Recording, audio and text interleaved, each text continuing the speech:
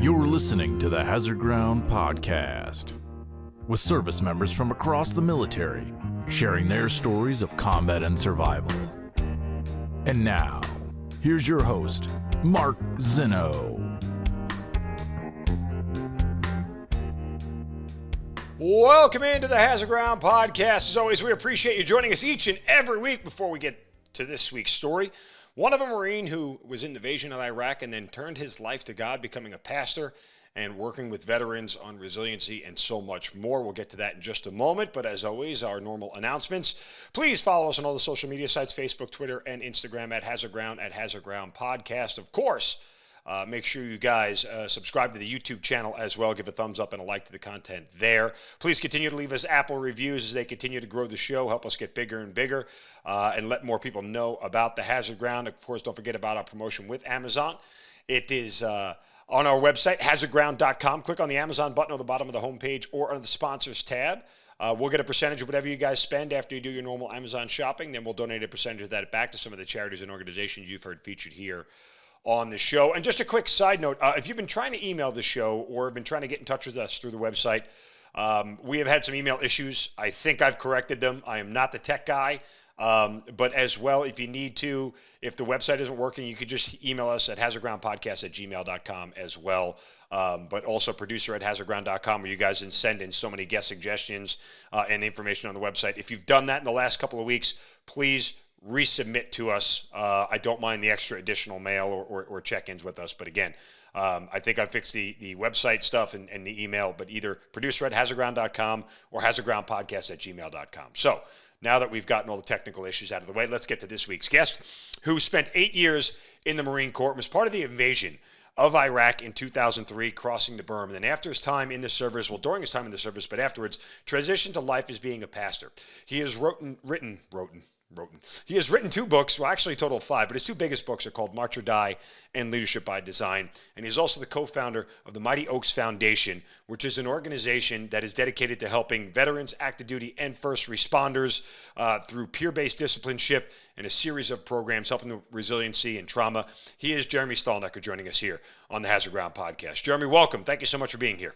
Thank you, Mark. Looking forward to the conversation. Appreciate it. Absolutely. I failed to mention, I should have mentioned at the top, for your service, you were awarded the Veteran Navy Commendation Medal with V for Valor. And obviously this happens during the invasion, which is always an incredible story. You know, it's amazing how many pieces went into the invasion of Iraq. And every time I talk to somebody, it's like there's a little nugget, there's a little sort of wrinkle that I didn't realize was going on. And inevitably during the show, whenever I'm talking to somebody, I'll pull up the map of the invasion and see where they were and everything else and how it all falls together. And you know, it's just absolutely crazy time. But before we get to that, get us back to the beginning, because you and I were both commissioned into the military the same year back in 1999. So how'd you get in? Nice.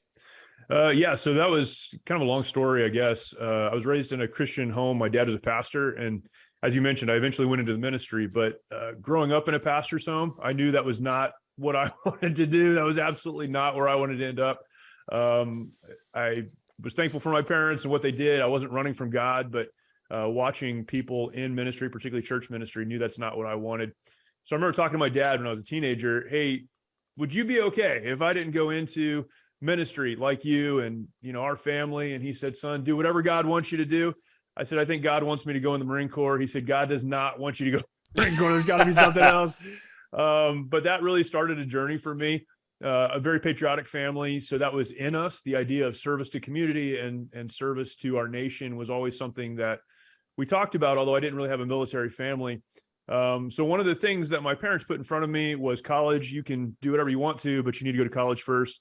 And a good family friend said, hey, if you're going to go to college, you might as well go through a commissioning program and you can be an officer in the Marine Corps. And that's exactly what I did. So I went to college, got a criminal justice degree, thought that would be fun to study for a few years, and ended up as an infantry officer serving with 1st Battalion, 5th Marines out of Camp Pendleton. So yeah, it was for me, and maybe the same for you. I know it is for a lot of folks. That day of commissioning was for me a dream come true. It was something I had looked forward to really as early as I had the ability to dream about doing something.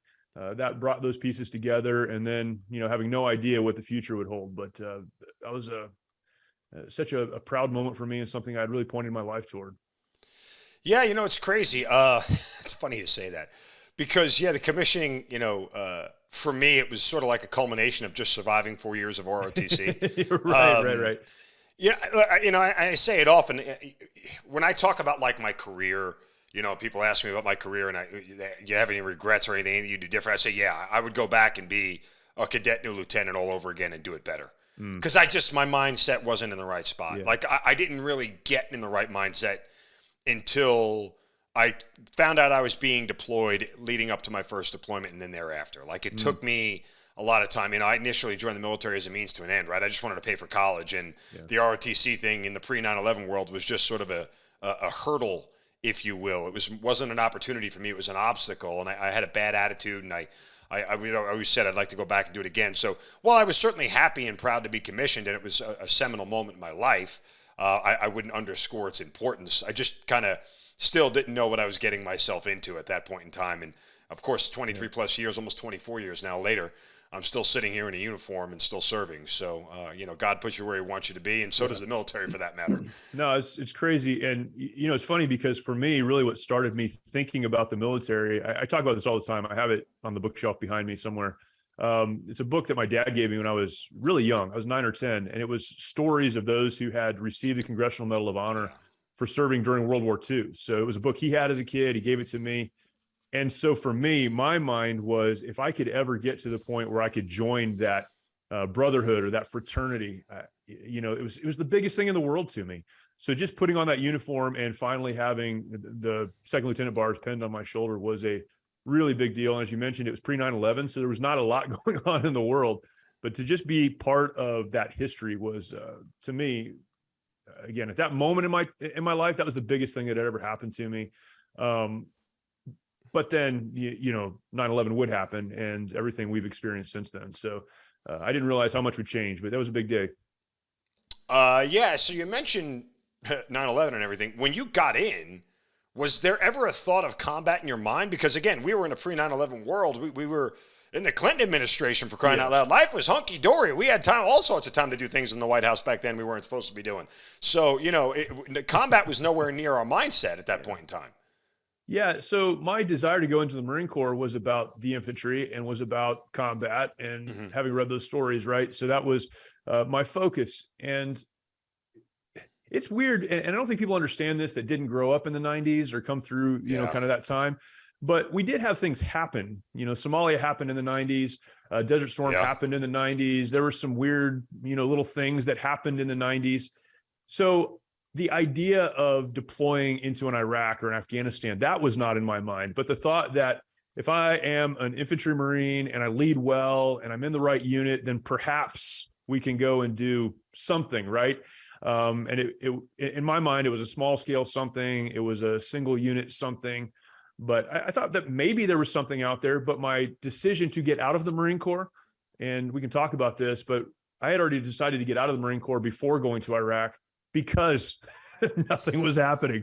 And there was so much just, you're training all the time, you're preparing all of the time, and it's like you're practicing for the game, and the game's never coming. So yeah, weird time. All right, so you're going through your commission, you go to the infantry officer basic course and everything else. Where are you headed right after that's over? Yeah, so for the Marine Corps, and a lot of people know this, I guess, but every Marine officer goes to a 6-month course called the basic officer course. So you're commissioned after you've gone OCS, you're commissioned, you go to the basic officer course. Every Marine officer goes there. And then you go to what the Army would call an A school, your MOS school. And for me, that was infantry officer course. So went there for another 10 weeks. And from there directly to Southern California, to Oceanside, Camp Pendleton, to serve with 1-5, and checked in as a second lieutenant. I was a rifle platoon commander in a helicopter company. A great experience, great time. And, I say this all the time. I learned how to be a Marine officer as a second lieutenant in that platoon. At the time, Staff Sergeant Zapata, who retired as a sergeant major, took his responsibility to mentor me very seriously. And that taught me how to be a Marine officer, and learned that. We deployed to to Okinawa, did a float, and that was awesome. Eventually, it's weird how the timing worked out, but because of how 9/11 happened and everything, I was in that unit all of my active duty time. So served with those Marines for a long time, eventually deploying in 2003. All right. So once you get to your duty station, where are you on 9/11? Because it happened shortly thereafter, I assume, within the next 6 months, right? Yeah. So we had deployed. We had gone to Okinawa. We came back, and we were in that down phase. So starting to get qualifications back. We had Marines coming on board. So I had been there for a little while. It's kind of weird thinking back on it. I haven't thought about it for a long time, but thinking back to that time, we were on the rifle range, Camp Pendleton, qualifying. So it was, the known distance course, and we're just doing our thing. And someone came over the loudspeaker and talked about what had happened, that the planes had hit the towers. A couple of Marines that I knew, a couple of lieutenants that I knew, had family that was traveling, and so they scrambled back to figure out what was going on, right? So that all happened. I'll never forget it. I had a Marine come up to me. He's like, "Sir, what does this mean for us?" And again, coming out of the 90s, it didn't mean anything, right? It meant we were going to bomb somebody, or we were going to be mad at somebody, or we're going to rattle the saber, so to speak. And so, as a 23-year-old guy or whatever I was, I very arrogantly said, "This doesn't mean anything for us. This won't change anything for us. Nothing's going to happen in our lives." And, like a year and a half later, when we were standing in Kuwait, he reminded me of that. But yeah, it was surreal. And then, that day I had duty. So that night I went back, and Camp Pendleton was locked down as the officer on duty that night. Just an incredible, weird time.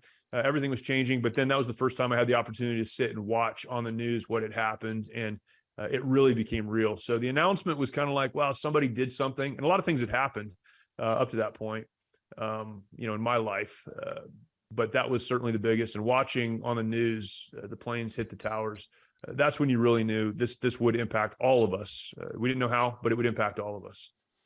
Yeah, certainly did. Again, it was one of those things as a native New Yorker. I spent half the morning, half the day trying to locate friends and family inside of Manhattan, which this was back in the days when a cell phone, when you called it, if the towers were jammed, you just got a beep, beep, beep, beep, and it automatically hung up on you. So you weren't able to get in touch with anybody. In fact, my brother had to walk across the Brooklyn Bridge to get home that day. So it was it was a rough day for all of us by every stretch of the imagination, and none of us really knew what we were getting into. And even me that day, I remember calling my armory and asking, "Where are we going? What are we doing? How is all this going to work out? What's next?" And of course, next became wait, hurry up and wait if you weren't part of the special operations force. But did you guys think, you guys and fellow Marines think that you guys were going to be the first ones out the door? So again, such a weird time, right? So we were. That happened. 9/11 happened. Obviously, special forces units were deploying forward, and were in need of support. So our battalion, 1st Battalion, 5th Marines, was actually tasked to deploy at the time to Tajikistan to provide security and do some other things. So 9/11 happened. We were supposed to be on the ground in Tajikistan before Thanksgiving. So we spun up very, very quickly. Our entire battalion did, which again, coming out of a peacetime military where everything is, blank ammunition. If you even have that, it's training, but it's more movement. We had so much ammunition and so much opportunity to train dumped on us that we spun up, and that's all we did from the moment we were tasked, which was a few weeks after 9/11, until we were supposed to be in Tajikistan supporting what was happening there. We trained. It was moved back again. We were supposed to then land in Afghanistan or Tajikistan in December 25th, Christmas Day. We were supposed to be boots on the ground. We had planes loaded at March Air Reserve Base, and then the mission was canceled. So when that happened, we had spent, the holidays and a few months training every single day, basically on a deployment, even though we were at Camp Pendleton. No one went home, training for that. And then that was pulled. And we were told, instead of that combat mission, you're going to go back to Okinawa and you're going to sit there for a year. And so I can't even explain kind of the crushing feeling of that. because of what had happened to our country, because of, the very real fact that a lot of Americans lost their lives. We had been under attack. We had the opportunity as Marines who trained to go forward and do this mission to do it. And then we were told, no, what we're going to do basically is put you on the shelf while the game plays out. And I remember coming back to our battalion area the day after we were told the mission was canceled. Man, it was the strangest environment. You've got 1,200 Marines, right? A lot of whom had been stop lost. So they weren't going to get out. They were supposed to get out. They weren't going to get out because we're going to go do this mission. And you've got 1,200 Marines and everyone walking around like their mom had just died. It was the worst feeling, in the world at that time. And again, it's all putting it in perspective now. We ended up deploying to Iraq and things changed, but so there was a moment where we thought we're going to be there. We're going to be, if not the tip of the spear, we're going to be close. And then we're going to miss it all because we're going to go to Okinawa. And by the time this thing's done, we missed it. And that was the catalyst for me going, you know what? It's probably time to start putting in paperwork to get out. All right, so hold on, back up a second, because there's a couple of things here that I want to get through, and most notably the invasion itself. But 9/11 happens, and you wanted to go into the infantry to be sort of for lack of a better term, an instrument of war, because that's what Marine infantrymen do. That's right. And then you're hit with the very prospect that combat is on the horizon. Yep. You're raised by a pastor. Obviously, there's a deep connection to God. At what point was there a point in time where you had to reconcile within yourself, war is bad, God is good, I'm about to go do a bad thing for a good reason? What is the mental gymnastics here you have to do? Yeah, so thankfully I was raised, in a home where we talked about things like that, and we talked about the Bible and what it means. And so I had a pretty strong foundation of biblical understanding, even at that time in my life. Now, I'll say that with this caveat: before I went to Iraq, I didn't really feel like I needed to do a lot of reconciling.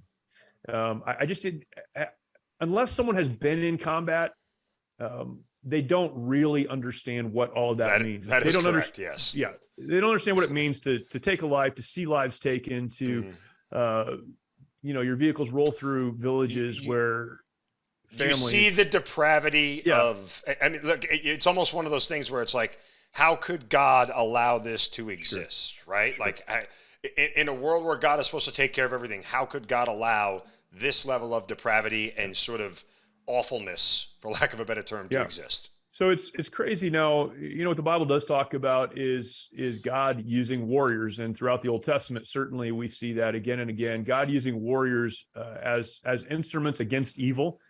And as a Marine, as a United States Marine, I really believed in again, it's been harder over the last several years, but I really believed at the time, certainly, that the United States represented good and represented right all of the time, and that if we were going to be sent somewhere, it was to do good against evil. Oh, you naive fool. Yes, of course. It is, if you were to ask me and you didn't ask me, should we have gone to Iraq? And you didn't ask me, but I'll give you my answer. The answer now is no. But at the time it was, absolutely. What I did believe, though, and what I still believe, is that when bad people do things, good people need to stand up and stop them. Correct. and we could talk about what that means geopolitically.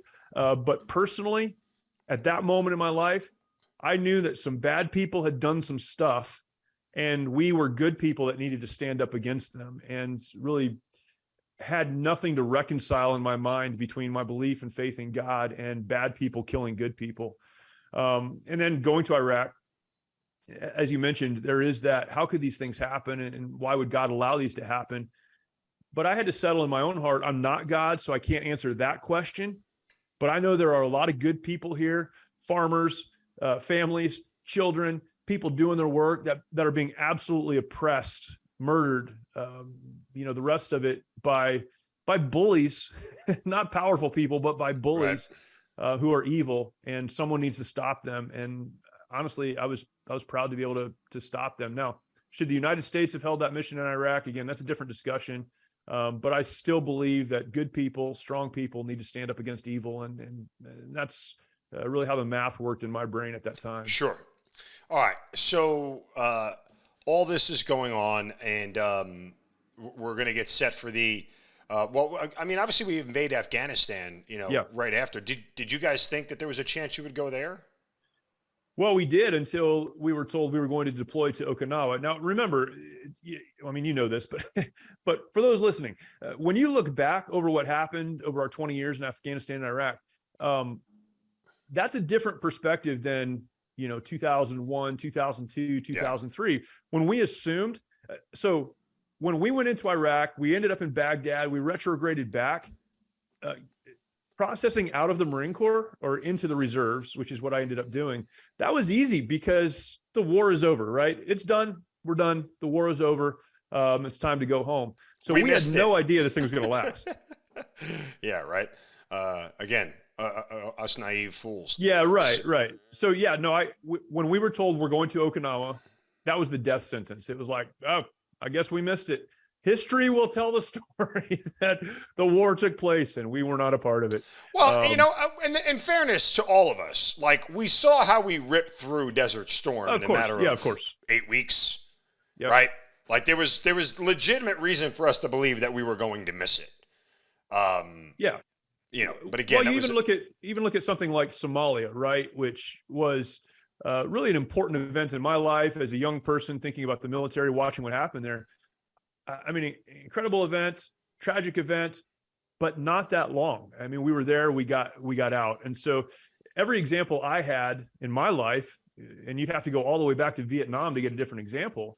Every example I had in my life was we go in quick and then it's over. So yeah, we thought we're done. We'll never be a part of this. And it'll be another 20 years before anything happens.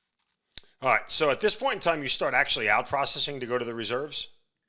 Yeah, I put in my paperwork. So again, in the Marine Corps, as a lieutenant, before you're promoted to captain, you have the opportunity to either put in your paperwork to go into the reserves to get out, or to stay in and be fully commissioned. It's a process called augmentation. It's a weird process. Anyhow, so I put in my paperwork to go into the reserves because I assumed that I would get out. So my end of active service date on my contract was July 1st of 2003.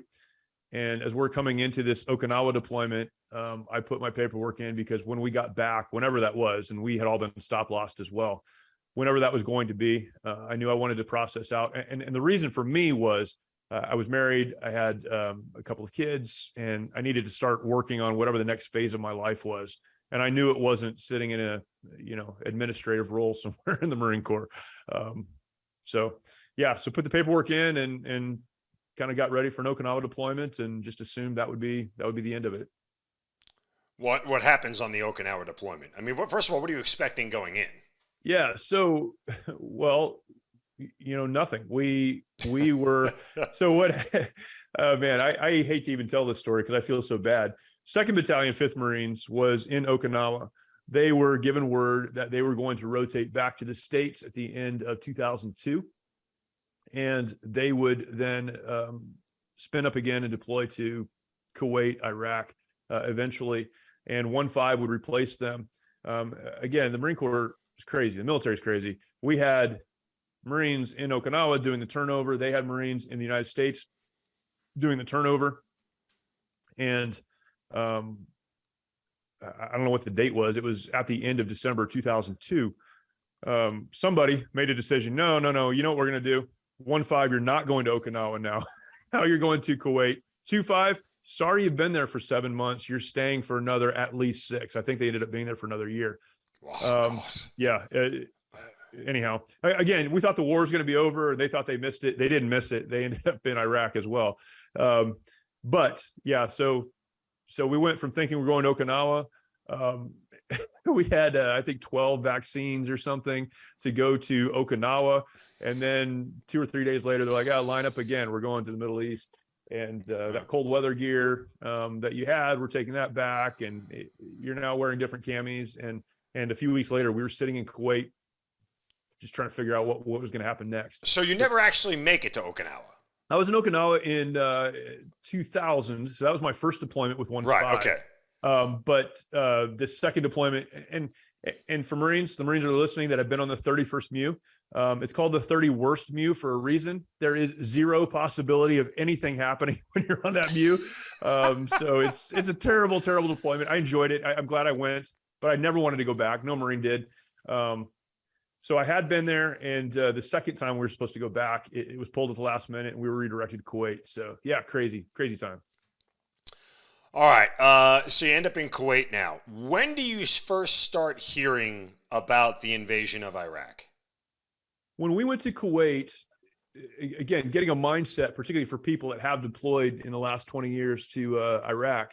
When we went to Kuwait, we landed, we flew Continental Airlines at the time, it's United now. Continental landed their planes at March Air Force Base. We got on, these were, regular flight attendants, flew to Kuwait, got on buses. They drove us out into the middle of the desert and said, get off.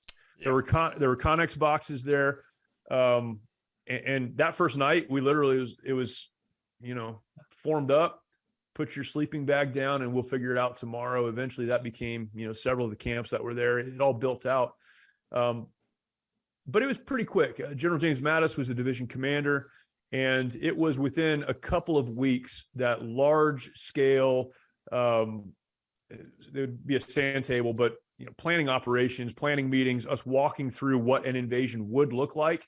It was within just a couple of weeks that was happening. So you never thought Afghanistan while you were in Kuwait? Never thought Afghanistan. We're in Kuwait. In fact, I think it was probably 2 weeks. We'd been there 2 weeks, and we were moving vehicles to the border of Iraq and then pulling back. And we continued to do that just to see what would happen. So it was very, very quick when we put boots on the ground in Kuwait that we knew eventually we'd end up in Iraq. Didn't know what that would look like, but eventually we'd get there. When does eventually obviously it's in March, but as you're getting closer to March, are you starting to sense that, it could happen any day now kind of deal? Yeah, it was, we started live firing weapons, setting up ranges, firing things like the Javelin missile. My platoon was the platoon that field tested the Javelin for the Marine Corps. So we had fired one, and that was it. No one had the opportunity to shoot any more of those. We had someone hand us like 10 of them and like, go fire these. You need to be ready. We were setting up tow ranges, firing the TOW 2 Bravo, which at the time was the newest tow missile. So it became apparent very, very quickly that things were about to get real. We started to not only move toward the border and pull back, but set up on the border for 3 or 4 days and pull back. And March, I think the invasion was March 19th and 20th. Yep. March 18th, we were given a be prepared to. And in the middle of the night, everyone was awakened. We hit the ammo supply point and moved our vehicles to the border. So it all happened really, really fast. And again, our battalion had been together a long time. So we had trained together for a long time. Yeah, it went from sit, train to go. It's time to go right now, not in a few minutes, right now. Right. And then we ended up sitting on the border for several days before we actually did go in. Jeremy, do you have a conversation with your troops, never having been in combat or anything? Were any of your NCOs ever in combat before? What sort of conversations are you having about what you guys are about to walk into? In our battalion of 1,200 Marines, our battalion commander had been to Somalia, and one of the company gunnery sergeants who was actually killed in Baghdad when he was with us had also been in Desert Storm. One of my platoon sergeants had been in Desert Storm, but had not been in combat. He'd been part of the buildup, and maybe 2 or 3 others. So really, again, in 1,200 Marines, even the leadership, those that have been in the Marine Corps a long time, had not really been in a combat environment. So this was brand new to all of us, which made crossing the border in the middle of the night and engaging the enemy for the first time such a surreal experience. It was brand new to all of us. This is fast forwarding, but we went into Baghdad April 10th, Battle of Baghdad, just insane battle. We had over 100 casualties, 2 KIA, most wounded in action, blew out 40 or 50 vehicles. It was a crazy environment. The next morning, my battalion commander was checking lines, and I was looking at our guys, and he stopped and he said, I've never seen anything like this in my life. I was in Somalia. And I used to think that was crazy. This was crazier than that. And just talking about that. So no frame of reference really for any of our Marines, particularly the younger guys. So the conversation was, we've trained well. We've done everything we needed to do. We've been together a long time. I had trained with that platoon for 2 years, just because of the way things laid out following 9/11 and getting ready for this deployment. We know what we're supposed to do. We're organized well. We're led well. We don't know what it's going to look like on the other side of the border, but we're going to do our job. That's what the conversation was. And I meant that sincerely. Again, I didn't have any frame of reference really either, other than what I'd read and seen and watched perhaps on a movie. But that was the conversation. And really, it was about focusing on, and I'm thankful for good leaders in my life that taught me this, but it was about getting the Marines focused on doing the job at hand, doing what they knew they were supposed to do. If they were an anti-armor guy, employing their weapons well. If they were drivers, driving well, whatever the role was, doing that. This is not different than that. We're going to go do what we've been training to do. And that's really how it played out in the first half of the day of the first day of the war. Do you get scared at any point? What is crazy, and I've tried to explain this to people. You would understand this. Combat folks would understand this. No, not until the shooting stopped. And then on the other side of a firefight, there's always this, whether it's an adrenaline dump or whatever it is, it's not fear as much as it is this just overwhelming sense of what just happened. But coming into a firefight, coming into these environments, there was too much going on. When we crossed the border, all these things are happening, right? The division is crossing the border. 1st Battalion, 5th Marines is the lead unit in the division. My platoon was the lead platoon in the battalion.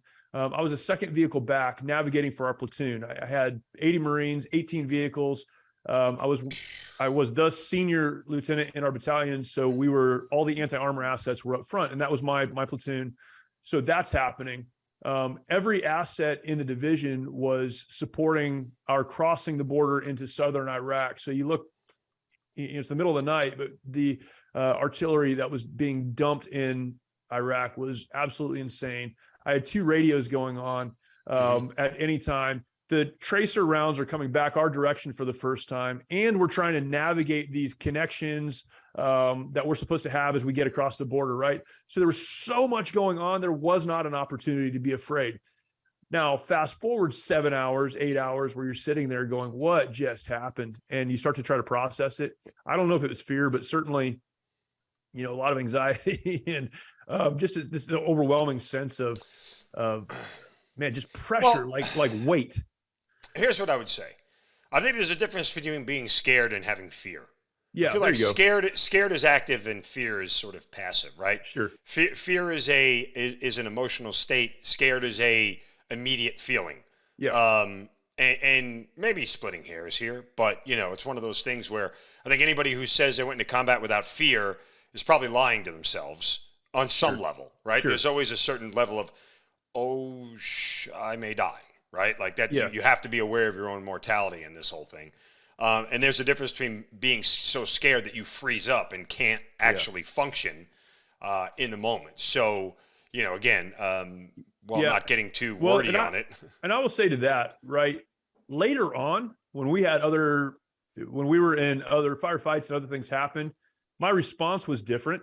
Mm-hmm. That first night of the war, that first engagement, it wasn't even real to me. Honestly, it should have been. It was surreal. It was that feeling like, what in the world is even going on right now? And then, so I don't know that I was connected to reality enough to really be afraid. It was another training operation. Right. We were in 29 Palms. We were doing what we had been doing for several years. Later on, certainly this is going to get really bad really fast, and we may not make it out of here. That was a real feeling in later firefights, but that first one was just.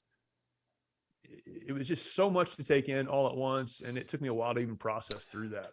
How far into getting over the berm, because that's got to be an awesome feeling, like, we're here, welcome. Yeah. Whether you know we're coming or not, we're here. But how far getting over the berm, how much time elapses before you actually see contact?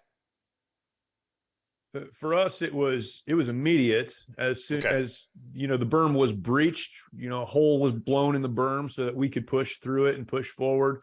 The division had already been dropping a lot of artillery, so it was no secret that we were coming. Right. And it was one of those events where we had been preparing for a daytime invasion. So all of our markers were visual markers. The lanes that were being put to avoid the mines that we had just dropped were all visual. And it was the middle of the night. We pushed 12 hours earlier than we were supposed to, or than we originally were planning on doing. So contact was immediate. Again, that feeling of the tracers are coming our direction, that's weird. That's never happened before. It was immediate. Now, what we went in with was overwhelming. So as we breached the berm, there was immediate contact, but we overwhelmed that contact. It wasn't until later in the day that Lieutenant Shane Childers was killed and some other Marines were injured, and things happened later on in the day. But immediately we overwhelmed. I honestly, I know they were trying to kill us or whatever. I feel bad for the soldiers that were sitting on the southern border of Iraq, waiting for us to invade their country. They had no idea what was coming. And what was coming was not only our battalion, but about 30,000 Marines from the 1st Marine Division and then the Army 3rd Infantry Division. It was overwhelming. Yeah. Shock and awe, right? Shock and awe. When you see one of your teammates get killed in action, what happens to your mental mindset? How does it transition? I tell this story. I've told this story a lot, and I wrote about this in the book March or Die. But so Shane Childers was, we call him Mustang in the Marine Corps. He had been an enlisted Marine. I think he was a staff sergeant before he was commissioned. Exemplary Marine, knew exactly what he was supposed to do all of the time, led his Marines well, had an affable character, right? He was he was a likable guy. He was a competent guy. He was very, very good at what he did. And so everyone knew him as an officer in the battalion. We knew him well, and he was killed. Called in his own medevac. I mean, just a remarkable human being, right? And so you're on the radio listening to Shane calling a medevac for himself, and then that medevac is downgraded because he had died.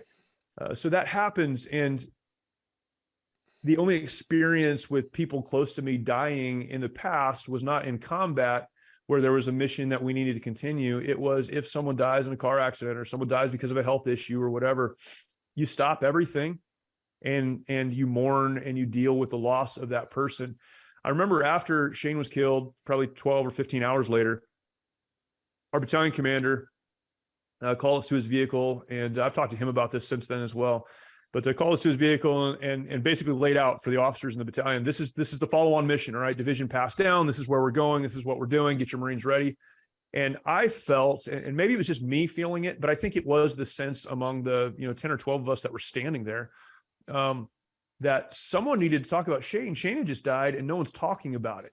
Mm-hmm. And he, Fred Padilla, retired a couple years ago as a 2-star, incredible human being, and we keep in touch. But at the time, Lieutenant Colonel, right? So he's leading the battalion. He could see it. He stopped and he said, look, I understand we lost Shane. We all cared for him, and we will mourn. We will. We're going to go home. We're going to mourn, but now is not the time for that. We have a mission to do, and a lot of people are going to get hurt if we don't do what we are actually here to do. So we need to push forward. And that was the conversation. And I remember at the time, and again, I wrote about this at the time, feeling like that was the coldest thing I'd ever experienced, right? Someone close to us, someone we cared about, one of our brothers had been killed, and we were told to just keep moving forward. But in retrospect, really what that was leadership. That was an understanding that we would mourn, and we did. We came home, of course, several memorial services. We honored him. We honored his family. But at that time, at that moment, the lesson for me as a young guy was we have to keep doing our job, or there's going to be a lot more of that, and it's going to get really, really ugly, and we've got to stay focused. So really a life lesson for me in that, man, you lose someone you care about, but you can't lose sight of the environment you find yourself in. I would be remiss if I didn't ask this question now with the benefit of hindsight, because the Mighty Oaks program works with folks suffering from PTSD. It's an Correct. organization you co-founded. And again, I want to put the story on pause for this question, but I think it's important to ask here in the moment. You hear that lesson of, hey, continue on, push forward, keep going. We'll mourn later. We'll take care of it all later. In reality, what a lot of us learned, myself included, was that if I just stuff that stuff away, and when later gets here, maybe I'll decide to take it out, or maybe I won't, or whatever. And even if we, quote, mourn in our memorial service and everything else, we're not necessarily dealing with all the issues that come with it, because right after we're done mourning, guess what? It's back to continue mission, carry on, move forward on to the next one, which has been detrimental in many of us recovering or dealing or learning to live with PTSD and so on and so forth. So with the benefit of hindsight, now with your work through the Mighty Oaks, would you echo that same advice to people going forward who are struggling with trauma? At that moment, that was the best advice for us to receive. None of us had ever dealt with that, and we could have stopped and not continued the mission or been off focus. So as we engage with the enemy going forward, we're not present enough to do the job that we were called to do. I think it's different for someone to say, hey, we've got a job to do. The enemy is still there. They're still trying to hurt us and kill us. We need to stay focused. Absolutely. It's different doing that, which is what that was, at least in my mind, looking back. It's different doing that and saying, hey, forget it, or you need to be stronger, or you need to just keep moving. There was nothing in that was, you need to just keep moving. It was, we're in a moment in time where we need to stay focused. And when our focus is able to change, it will. And connected to that, we had the opportunity, even in that small group, to talk about Shane and to, to mourn together, if you will. Right. We had an incredible chaplain with us, Kerry Cash, who wrote a book coming out of that. He is on deck to be the chief of chaplains for the Navy now. So just a great guy. And he spent a lot of time with those Marines, a lot of time with that platoon that day and following. So everything was done that could be done in that environment to provide the comfort and to process and to deal with it without allowing the mission to stop. Sure. And so it wasn't meant to be a gotcha question. It was no. I understand what you're saying. And that's a very important question, because so here's why that's such a significant question, right? Because if we're not careful, we can conflate finishing the mission with, I need to just push it down or get past it or get over it. And it is possible to finish the mission, to complete the job, without saying, I need to just get over what happened. We need to acknowledge what happened. We need to acknowledge even the hurt and the pain. And we need to have a time to mourn. But it's possible to do both. I think where we get into trouble is when we just say, I'm never going to go back and deal with that. I'm never going to acknowledge that happened. And even in the moment, there has to be a pause where someone says, look, we know what happened. We all cared about Shane in this case. I'm acknowledging that it took place, that it was terrible, that it hurt, but we don't have time right now to stop and memorialize that. So that's where I think it's different. But your question is on point, because that is exactly what happens in the military community. Is we say, you know what, I'm just going to get past. I've got a mission, right? Like, no, that mission needs to stop at some point.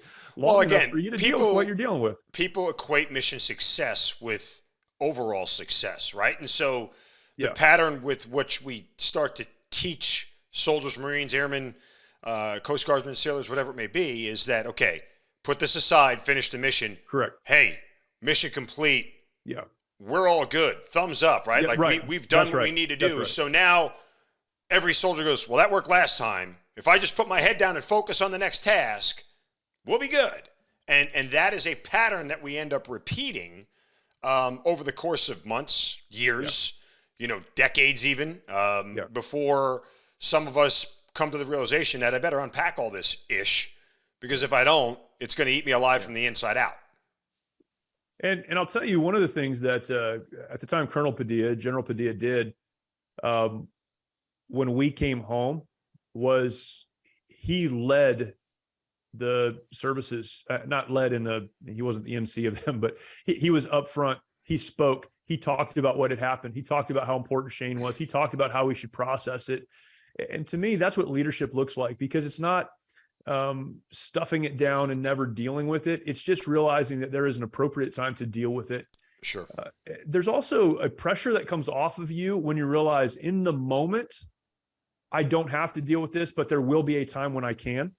But as you mentioned, it's following through on that time when you can, and then having the right people around you, having people who can, help you and support you and encourage you along the way is very, very important. But yeah, this is, to me, it's different when you say, I'm never going to deal with this because it worked last time. It's going to crush you at some point. That's different than understanding the ups and downs of life, the flow, if you will, the battle rhythm, that there are moments where we're engaging and moments when we're refueling, refitting, and dealing with what happened, behind us. All right, good. I think that was an important conversation. Yeah, no, great conversation. I always, as somebody who had to deal with demons 15 years later, it's it's one of those things where I'm always curious to get people's thoughts on it, because there's a lot of people said, in retrospect, I should have dealt with it right in the moment. I shouldn't have waited. And other people will say, no, there's a time and a place for it, and there are X, Y, and Z things to do at that time and place. Not to forget, what goes on. And the point is that there's not a cookie cutter answer for any of this. No, if there was, we would have figured this problem out a long time ago. And so, other examples, and again, to that point, everyone deals with things differently, and that's fine. I learned a long time ago, you need to let people process the way they process, but people need to process, right? So this is not, I'm not saying if you're processing is don't deal with it. You need to deal with it. But we were in a firefight in Baghdad, and one of our Marines engaged a vehicle. They ran a checkpoint. Turns out it was a family, and it was just a crazy, terrible situation. And this Marine just broke down. I mean, just broke down emotionally. And the response from his Marines, and then the response from me when they called up and said, "Hey, sir, we got a problem over here." I got up there. Honestly, my response was putting my arm around him and letting him cry, because that's what he needed to do in that moment. That's how he needed to process it. And then when that was done and we talked through it, it's like, hey man, we've got to, we got to get back to work, but take some time. You don't need to be here. We've got a place for you to deal with this, but once you get back, we need to get back. So yes, exactly. If someone needs to deal with it in the moment, they need to have people around them that can help them do that. And then, keep them from allowing that grief to pull them into something that will eventually hurt them. But everyone deals with things different. Everyone responds differently, and at different times, and we have to deal with it. We have to. So yeah, that's good. All right. So when and where does your Navy Commendation Medal with V come into play here? How does that whole event unfold? We had been moving for several days and made our way to, and I won't tell the whole story, but we had made our way to an objective. You can tell the whole story. Yeah, well, it's a long story, but so I got time. We were told, I'll call to the command vehicle early one morning, April 1st, 2003. So April Fool's Day. Hey, our division commander tasked us with going and securing an objective a few miles from here, very small bridge over a very small canal. And I always say that because it was a very small bridge over a very small canal, but for some reason it was considered to be strategically important. And so an entire infantry battalion, 1,200 Marines, was going to be sent to secure this bridge. And the intel that we received, this is an important part of the story. The intel we received was, we're going to do this daytime movement to this bridge to secure the bridge for follow-on operations, because there's no enemy presence there. There's no enemy soldiers there. So it's a movement. Now, you guys had been in Baghdad though at this point in time for several. No, we were making our way to Baghdad. Okay, so you hadn't gotten to Baghdad yet. Hadn't gotten to Baghdad yet. We had been, in several firefights up to this point, but because the main assault force got to Baghdad within like 3 or 4 days of the initial invasion. Well, yeah. Well, I'm not sure. So I think the Army got to Baghdad on April 9th. Okay. And we got there on April 10th. So gotcha. it was several weeks after the invasion. Few weeks after the invasion. Trying to put the math together in my mind. So we're making our way to Baghdad, right? That's where we're going. And so along the way, you need to secure this bridge. And so it's the middle of the day. We start to make our way there. Again, I'm navigating for our battalion, so I'm the second vehicle back. And as we came around a bend into kind of the straightaway of the road toward that bridge, and the bridge is up on a berm, as bridges are, it was up on a berm. We started receiving mortar fire, and it was immediately apparent that we had received bad intel. And I don't know if we really did, or if that's just what we were told. I look back on that and I think, when the division commander sends 1,200 Marines to secure an unsecured bridge, you should probably think maybe there's an enemy presence there. But anyhow, we started to drive toward that bridge. Mortar rounds started to fall around us. We were in vehicles. As we got closer, the front side, or the near side of that berm, also had what we later discovered was a company-sized element of Iraqi soldiers. And this was the last time we would see uniformed Iraqi soldiers, but Iraqi soldiers in a machine gun position. So mortar rounds were falling, and we were being engaged by machine guns out of this berm. The crazy things you think when people are trying to kill you, what I thought was, those guys said this wasn't going to happen, but here we are. And you just keep moving. And we did. We had already rehearsed this hundreds of times at 29 Palms and in Camp Pendleton. And so we had an immediate action drill for it. We did. We bludgeoned that machine gun position, overwhelming force. And our job, my platoon's job, was to sit on the near side of the berm, not to move past that. But the mortar rounds kept falling around us. The ground was soft, so the mortars were going into the ground and exploding. The shrapnel was contained, but there was the percussion of those things, and eventually one was going to land on top of us. The road was a pre-planned target, clearly. So having dealt with the machine gun position, I made the decision, we've got to get to a better position. So let's push on top of the bridge, which was stupid in hindsight. I got 8 vehicles up on top of this bridge that clearly was a pre-planned target. The mortar rounds falling around our vehicles and around our feet. At one point, I was standing outside of the vehicle, screaming into my handset, trying to get some support from indirect behind us in the column.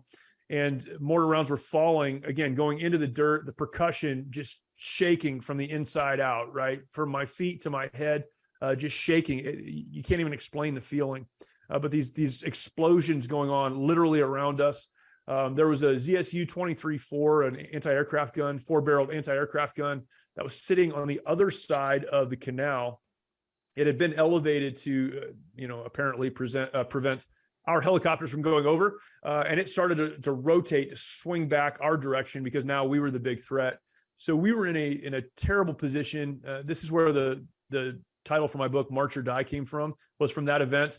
There was a motto at Charlie Company 1-5 where I checked in, where I was a rifle platoon commander. The motto was march or die. You move forward or you stay where you are and die. That's it. Those are your 2 choices. Mm-hmm. And that day on that bridge, those were our only 2 choices. So we moved off the top of that bridge, engaged that enemy, killed that ZSU 23-4, killed the other enemy soldiers that were there, and dealt with those mortar positions as we got off of that position. We didn't know it at the time, but there were over 100 enemy soldiers there, and we just kind of rolled up on them, and they were in a bad spot. They fought to save our lives. I don't think they cared that we were there. And so it was a crazy, crazy event that potentially could have ended in all of our deaths, but by God's grace did not. And that was that event. I look back on that and a lot of lessons I've learned, and I wrote a book about it. But it in my mind, it seemed like it lasted an hour. I think it probably lasted minutes. It was not a long event. But our training kicked in, good decision-making in the moment kicked in. And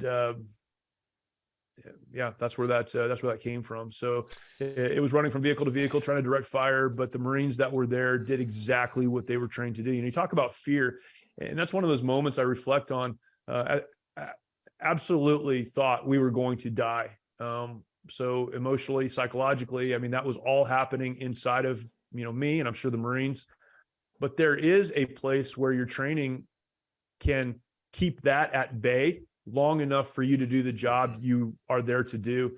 And that's what happened that day. When that machine gun position opened up on us, there was no conversation. The Marines did the immediate action drill they needed to do to deal with that. They did. When I said get on top of the bridge, we did. When we realized it was a terrible, terrible situation, there wasn't a lot of conversation. We moved, got to a better place, and engaged the enemy. Really one of those moments I look back on. I'm looking, you can't see it, but as I'm looking over my camera, I have a picture of our platoon in Baghdad. And I look at that picture all the time and just wonder what would have happened if things had gone wrong on that bridge, because they really could have. But thankfully, professional warriors act professionally, and we did. I've said before on the show, and I maintain it till the day I die, that the minute you put a bullet down range, the person you were is dead. Sure. And you are all of a sudden a new person. I don't think many of us recognize that in that moment. Maybe some of us do, maybe some of us don't. But is there a part of you that realizes that, things are just different now after this whole engagement? Yeah, for sure. Even immediately after that took place, everything to that point had been, so my platoon was anti-armor. So I had TOWs and javelin missiles and heavy machine guns, 50 cals and Mark 19s. So everything that I had been involved in up to that point, we had been in a bunch of firefights, crossing into the berm. Everything we were doing was at a distance. So impersonal. It was pretty impersonal, right? When you're firing a 50 cal on a position, or when a tow missile lands and it blows up, and you're like, cool, like you do that Beavis and Butthead thing. First time I saw a tow missile fired for real, and we fired some at night. But first time I was standing next to a vehicle when it happened. We were engaging with Mark 19s, an enemy position. They were dug in. This was southern objective. We had been in the country for 3 hours. The sun was coming up. And the soldiers, the enemy soldiers that were in those dug in positions, jumped up, ran over to a big truck. It looked like a 5-ton. Well, we had a 5-ton, big truck. Probably 40 of them got on the back of it and started to try to drive away. And one of my tow gunners like, "Sir, I can get him from here." And he launched that thing and did. So you watch that happen, but it happened at, 3,000 yards or something, right? So it's not dissimilar to watching a movie or watching a video game. It's real. You just said, do that. You authorized it. You know that, right? Mm-hmm. But that's different than they're on top of us and we've got to fight our way out of this. And on the bridge, it was that feeling. It was, they're on top of us. We've got to fight our way out of this. And when that ended, and now the fighting's over, we're setting our positions. There was an overwhelming sense in my heart that like things are different now. And I couldn't articulate that, but I knew and I felt it. And it was like almost a physical feeling, like things are different now. No, again, and the other part of that too, about your tow missile story is that, guess what? They're not firing back at you, right? Correct. There's a decided advantage on your side that makes it less of a personal feeling. It's that whole don't shoot till you see the whites of their eyes kind of deal. And when you can see the whites of their eyes and you can recognize the enemy that close, fear and scared come to this world where they join together. And all of a sudden it gets very personal. And so, I mean, I think it's an important feeling to recognize. I don't think we talk about it enough. And the crazy part is, and I say this, and this is sort of in line with your Mighty Oaks program, but there's a part of me that doesn't remember the old me, that doesn't remember the pre-combat me. I don't know. I feel like in certain ways, if I met pre-combat Mark, like it would be a complete stranger, and I don't know if I'd like that person very much. I mean, it's just one of those things where when you go through this experience, and it changes you at your very core, you have no choice but to just learn to be somebody different. And I don't, some of that maybe is part of the struggle in all this, right? Things used to be so simple and so easy, and now they're different, right? You handle everything differently. And so I think it's really important just to understand that distinction. Yeah. And you look at the world so differently. Again, as Americans, I think we may be unique in this. A lot of places in the world, death and poverty and all these things are very commonplace. You grow up around that. Most Westerners do not. We don't grow up around any of that. So just the violence and, all of what happens in that environment, it changes the way you look at everything. It certainly did me. And I think, in part what we call post-traumatic stress coming back from an environment like that. Honestly, I think a lot of it is less trauma and more just you have a different outlook on the world than the people around you now. And you can't reconcile that. So there is trauma involved. There's a lot of other things involved. But, for me coming back home and even in a ministry environment, coming out of the Marine Corps, I was a mess. But for me, I couldn't reconcile it. Like I couldn't get the pieces to come together, because who I left as you mentioned, was very different than who I came back as. The people I came back to didn't understand me, nor should they have, honestly. But I didn't understand them anymore either. I just couldn't look at the world the same way. And it changes a lot of things. Fundamentally, it changes who you are. When did you find out you were getting the Navy Commendation Medal of V device? Like a year and a half later. Okay, well, yeah, it was all that. It was a long time ago. There was nothing big in the moment. You get back from the initial invasion. For somebody who thought they had missed the whole war and was ready to get out, when you get back, what are you thinking and feeling at that point in time? Are you now all hoorah and ready to stay in longer, or what? So, again, when we retrograded from Baghdad back to Kuwait and then back home, the famous picture is of the aircraft carrier that has mission accomplished, spelled out on it. President Bush said, "Hey, mission accomplished, we're done." So for me, my next stop, if I had stayed in the active duty Marine Corps, would have been to a B billet, which could have been a good B billet, I don't know, but probably would have been an administrative position somewhere. And the thought of that just killed me. Thought the war was not over, but would be over soon. And then we won't be going back into this. So it wasn't like at that time I looked down the road and thought I could do this as a company commander or, in some other role. I thought we were done deploying. So no, I came home and thought, man, I'm really thankful and grateful to have been a part of that.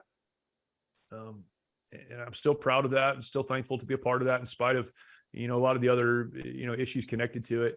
I'm very grateful to have served with Marines, to have served in that capacity, to have been tested and tried, and to see in real time how training works, and to meet the people. I mean, there's so many things I'm so thankful for. I'd never go back and change that, but I really believed that was finished, and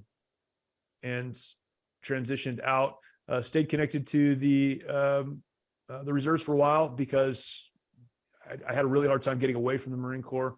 But I knew it was a new phase of life. Where I had a hard time was 8 months later, I was out of the Marine Corps. I was working on a church staff, and the war wasn't over. Not only that, but 1st Battalion, 5th Marines, my battalion, a lot of my Marines deployed back to this time Afghanistan. And the first Battle of Fallujah was 7 months after we got back from Iraq, and 1-5 Marines were there. Some of the Marines that I had trained and served with were killed. That's when it got really, really hard for me again. And I started to try to figure out how I could get back to the active duty forces and deploy again. It didn't happen. Part of it was what did your wife? I was going to say, what did your wife say when you told her you wanted to go back? Yeah, I don't remember her saying much. But just the sometimes wives don't have to say much. Yeah, and she didn't, and it wasn't. Yeah, it was like we had small kids. I had a 2-year-old, 3-year-old. I had other people depending on me. I had taken a new job, and it was highly impractical, and I was a complete mess at that time in my life, by the way. And so to add that to it would have been, honestly, it probably would have been the end of my marriage and, every meaningful relationship in my life, because I was very close at that time anyhow, to all of that kind of falling apart. So, staying connected through the reserves and, potentially being an individual augment somewhere or something, it just had to be enough. And by that time, the military had figured kind of the personnel issues out. And so it never came to that, but yeah. That was a really tough time. That was probably the single hardest moment, finding out that those Marines had been killed in Fallujah and I wasn't with them, that I have had since coming back from Iraq. Is this the point where you, I guess, start to turn back to God? I mean, not that you ever turned away from him per se, but where you sort of make the transition, the dive into, this is what's going to be the focus of my life's work? Yeah, so I went into the ministry, and it was, we had been attending this church when I was stationed at Camp Pendleton, the church was a small church, but it was growing. And the pastor there, I talked to him and said, I'm thinking about transitioning out of the military. I don't know what I'm going to do. I don't have a Bible degree. I still don't have a Bible degree. I don't know what I'm going to do. And he said, well, we're growing a lot. We're getting into some building projects and other things. If you want to come on as kind of a project manager for us, that'd be great. Figure that out. So it wasn't even like I'm going into the ministry. It was I'm going to work for my church. And quickly started doing ministry stuff, a lot of just basic ministry, including teaching and a lot of that. But I personally was struggling so badly. I was so angry at home. I made life terrible for my wife and small kids. I was a disaster, even on the church staff, which is funny to think about, but I started yelling at staff members during staff meetings, right? Like you don't understand what life is really like. And they, dealt with it for a while until it got so bad they couldn't deal with it anymore. And the pastor, who cared for me and my family said, look, this is just not working. I'd been there about 11 months. This is not working. I don't know how to help you. I want to help you. I just don't know how to help you, but you've got to figure this thing out. And I was confronted, right? And he confronted me with just how bad I had been behaving, how hurtful it was to my family, to the people around me. And that was the moment where I needed to, and did, start taking responsibility for myself and figure out how to move forward. So, that was that time. That was a time where I said, all right, well, this is where I am now. I believe God has me here and wants me here.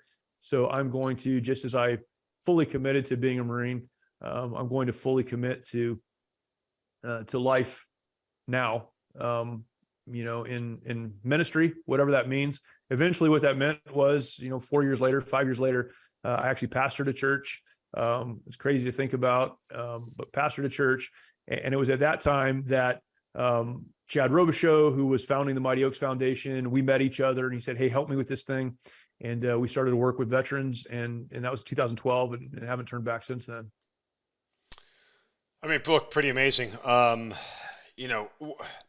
know it's hard to describe the whole process, but, what is the process to better understanding yourself through this and getting over some of the anger, getting over some of the frustration or whatever it may be? I mean, can you sort of talk a little bit through that?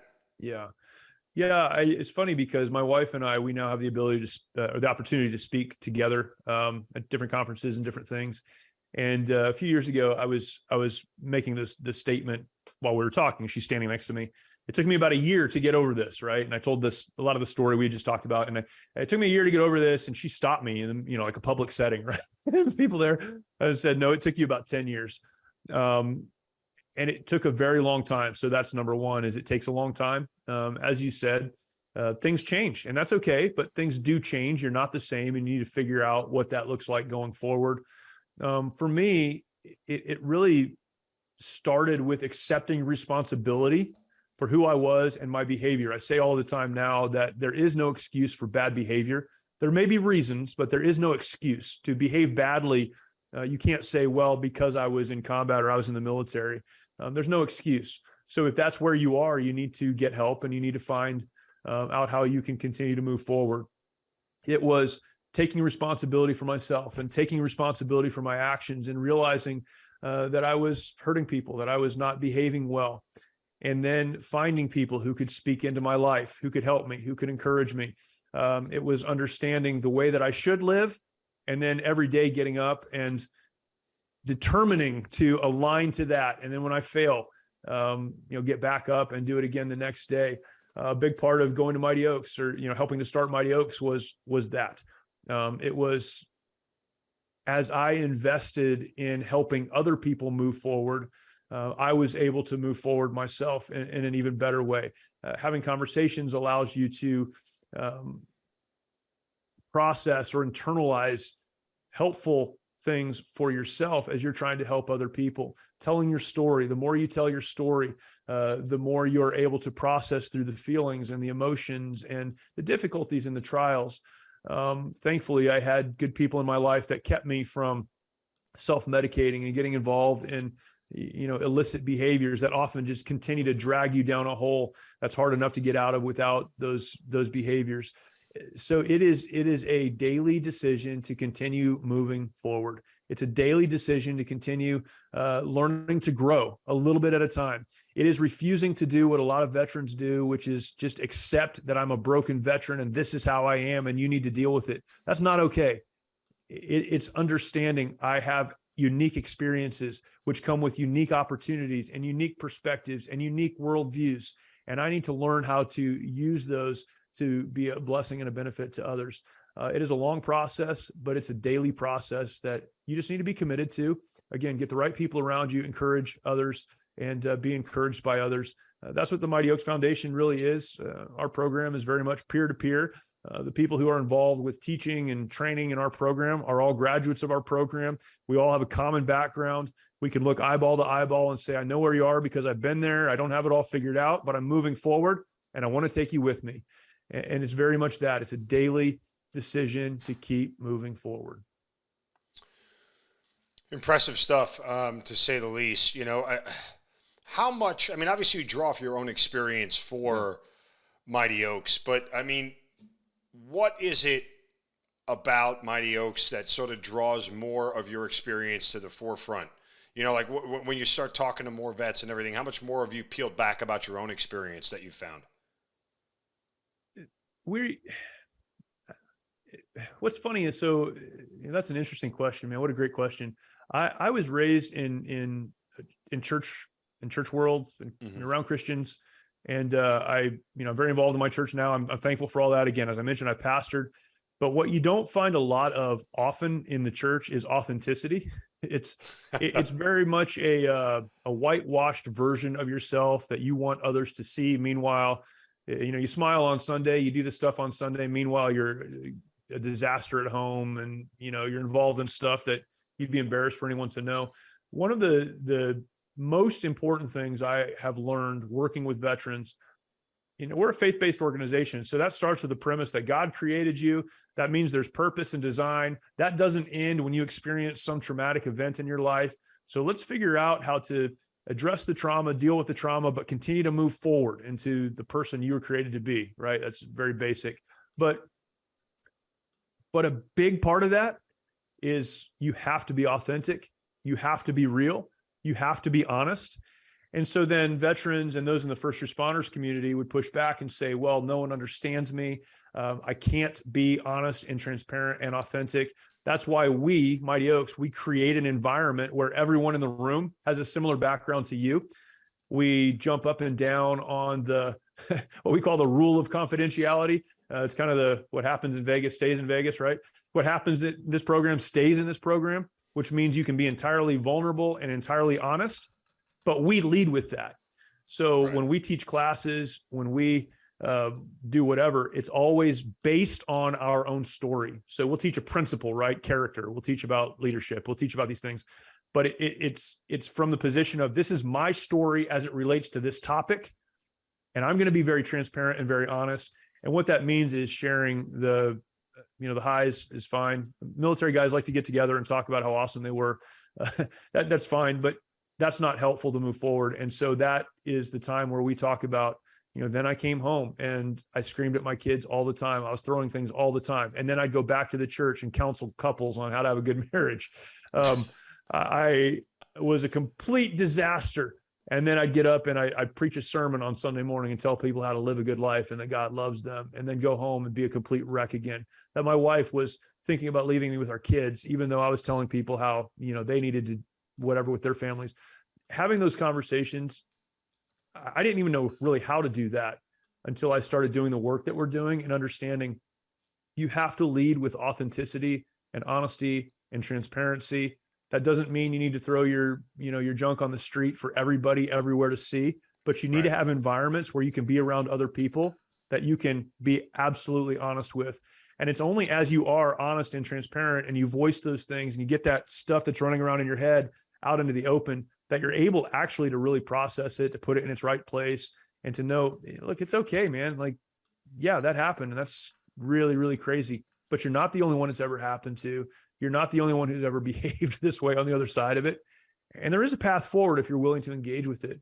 So yeah, man, that's everything. I mean, being honest and transparent, it's everything. And I don't expect everyone to sit on a podcast and talk about how horrible they were to their kids. And, but you need to have an environment where you can do that. That is helpful and uplifting, where people can hear that and go, all right, well, how do we move forward from here?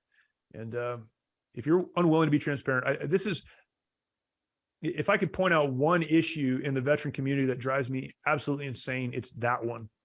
Is we all like to hide behind, and we can, because we live in a great country that loves veterans, and I'm thankful for that. But we can hide behind our service, and most people will just leave us alone after that. So we never have to deal with anything. We never have to talk about anything honestly. We never have to be transparent.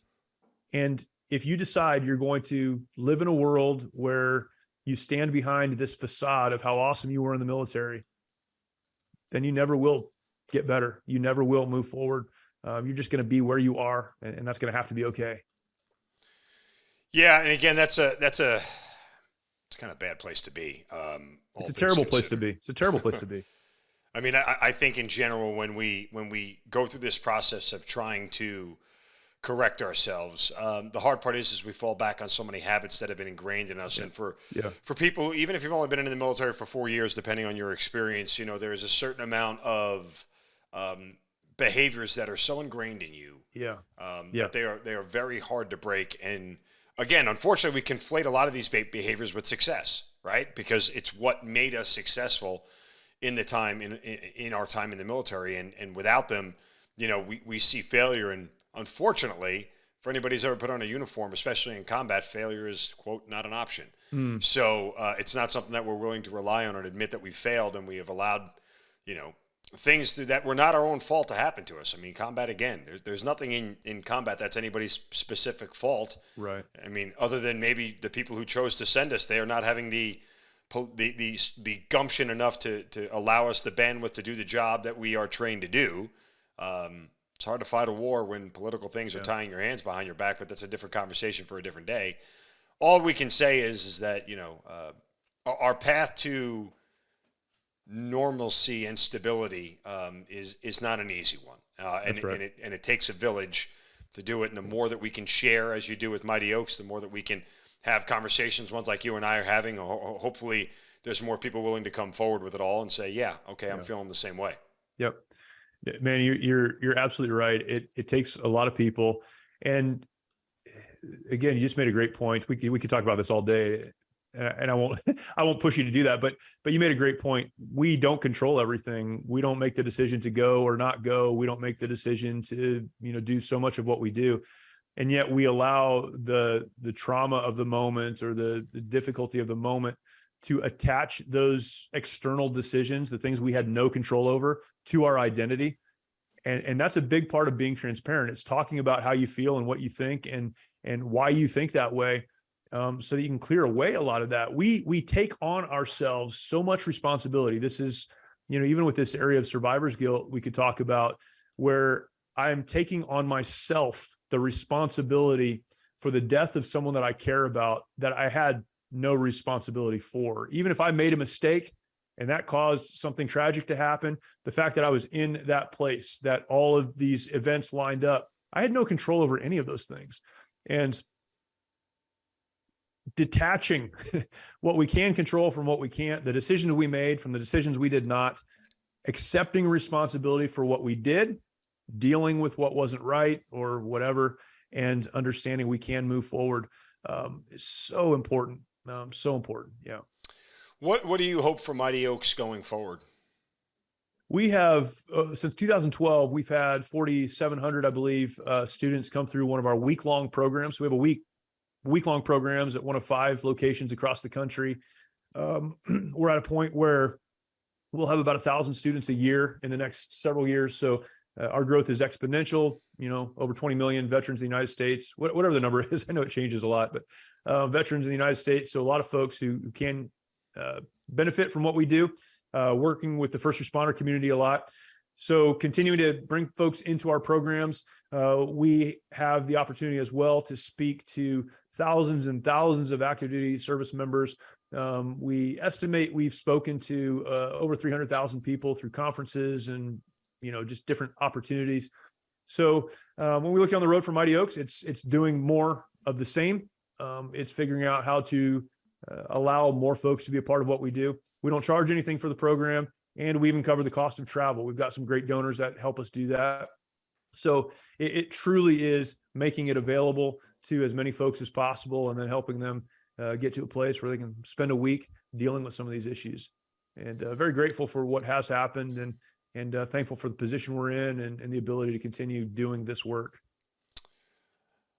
Is there anything that in the course of doing this that you've sort of were surprised to learn about people who come through Mighty Oaks? Is there anything that sort of stands out to you about, a story or somebody had said something that you sort of hadn't dealt with before? Is there anything like that?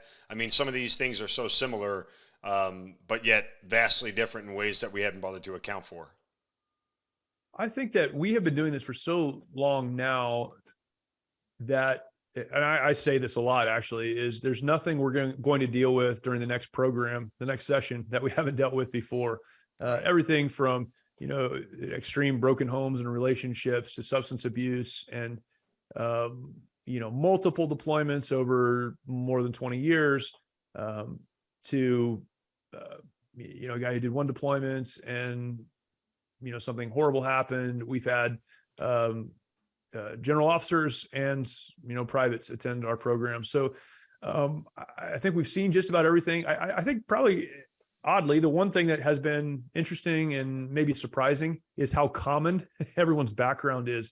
We have had Vietnam veterans and one Korean War veteran, several Vietnam veterans, one Korean War veteran. And then again, as I mentioned, all ranks from general officer to privates attend the program. And when you peel back the layers of what it is to be human, and what it is to struggle, and what it is to have dealt with trauma, we are not that different. And it may look different. It may manifest itself differently from one person to another, but it is not that different. And that to me has been actually a really encouraging, very hopeful thing to see, because you can sit down with anyone who's dealing with whatever, but the answer is the same. Acknowledge what happened, understand that you were created for a purpose, learn how to move forward in light of that purpose. If there's stuff you need to deal with, relationship issues, substance stuff, whatever it is, we can deal with those one at a time, but we need to put the pieces in place that can help you do that. And the process is exactly the same for every single person. And that's been a really cool thing to see over the years is, we're just not that different. It's funny, even me coming from a military world and working with veterans, there was a time where there were some people who had served in the military that because of their service, you kind of stay away from them, right? Or I would assume they were a certain way because of what they had done, or their bio, so to speak. But what I've learned is you can get past that really quick, and we're all just kind of pretty much the same, and trying to move forward together. So it's super cool. And I think, honestly, that's what makes podcasts like yours just so awesome is it's people from different backgrounds and a diversity of voices and experiences. But if you could draw a through line, like what connects us all, it's not that different. And we have the opportunity to really be a community, which is what I love about the veteran community. Well, you mentioned that community. The next question I was going to ask you was, how much of Mighty Oaks, for lack of a better way to phrase it, just sort of fills that need of that time where you wanted so badly to be back with your Marines when they were in combat. Now it's that arm in arm, brother to brother, sister to sister, brother and sister, arm in arm sort of veteran camaraderie that's unlike anything you'll find anywhere on earth. 100%. That camaraderie is unlike anything you'll find anywhere on earth. And particularly for the combat veteran, you can't even explain what that's like. And so a big struggle for a lot of people coming out of the military is that loss of brotherhood, that loss of connection. And again, we talk about post-traumatic stress disorder. That's a specific thing and has specific symptoms. But a lot of what we attach to PTSD is identity. It's a loss of that brotherhood and a loss of that connection. So coming back into that environment, and we do a great job through our programs of creating kind of that environment again. It onboards people so fast. It's crazy because we all come in. We probably haven't been in an environment like this in a long time. And now you're around other people who have some of the same crazy stories and have done some of the same dumb stuff you've done, and who really get it. And I think that's what creates the opportunity for transparency, as we've mentioned as well, is you're around people who get it. And, it's like being on a deployment or being out in the field with your Marines and just hearing the stupid stories and being real honest with each other and just saying stuff. And it's okay. Well, now you're back in that environment, but it's an environment that can be helpful to moving you forward. So yeah, that's so important and so needed. Honestly, you lose it and you feel like you lost a person when you lose that environment. How much of that pastor life is still in you at this point? Yeah, it's a lot. It's a surprising amount, to be honest with you. So I do have the opportunity still to speak a lot, and a lot of that's in churches. So I preach and teach and do that, and that's great. But helping hurting people, broken people understand God and understand who God created them to be and understand how to move forward in light of that. That's pastoring. It's care. And I have the opportunity to do that a lot now. And so it really is funny. There was a moment where I thought I was leaving the Marine Corps to go into ministry. And then when I pastored a church, it was actually in the San Francisco area. So all connections to the military were lost. And I thought, well, I guess I'm just doing ministry and there will be no military. And now it's very much a bringing of the two worlds together. And I the line has become very blurry for me, and I feel like it's just it's kind of one and the same now. And I'm very grateful for that in my life and having landed in that place.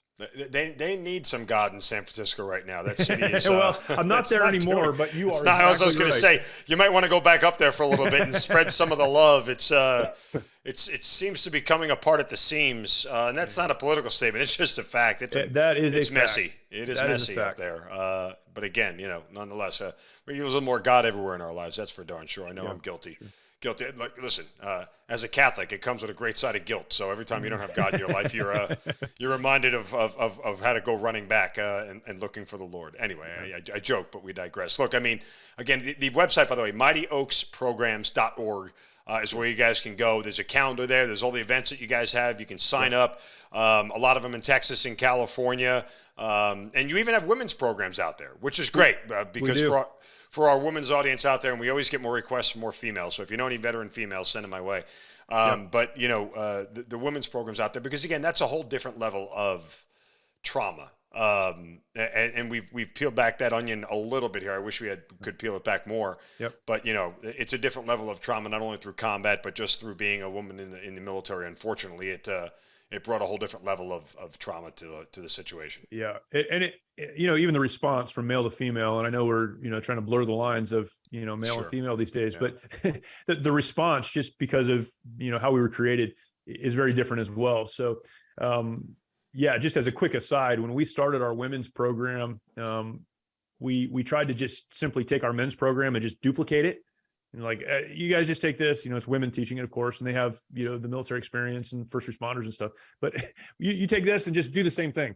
And they looked at it and they're like, yeah, this will never work. I'm like, no, just try it. Just do it. It'll be fine.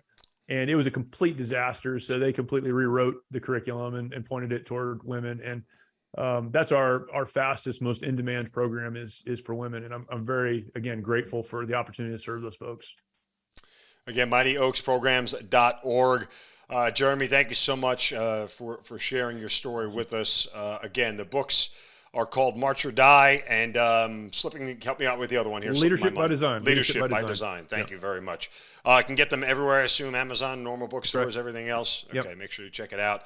And you can be followed on social media. Where you guys have social media accounts you want to give out? Yeah, you can find us anywhere on social media. For me specifically, I have a website that kind of captures all that. It's just my name, jeremystalnecker.com. And that has podcasts I'm involved with, all the social media stuff, links back to Mighty Oaks and all our YouTube stuff. And it's all there. So Mighty Oaks for programs. But if you want to follow my stuff, go to just my name, jeremystalnecker.com. Great stuff as always. We appreciate it, man. Listen, thanks for sharing your story. Thanks for your candor and your honesty. And Mighty Oaks, continued success. Save one veteran a day, and that's one less we have to worry about, right? I mean, if that's the goal, then we're doing okay. Any more than that is certainly a cherry on top of the continued success with Mighty Oaks. And thank you so much for sharing your story with us, brother. Thank you, Mark. Really appreciate it, man. Thank you. Jeremy Stalnecker, thanks for being part of the Hazard Ground. You've been listening to the Hazard Ground Podcast, hosted by Mark Zinno. If you have an interesting story to tell and you'd like to be on the show, send us an email at producer@hazardground.com. And if you like the show, don't forget to subscribe, rate, and review on Apple Podcasts. Thanks for listening. We'll see you next time.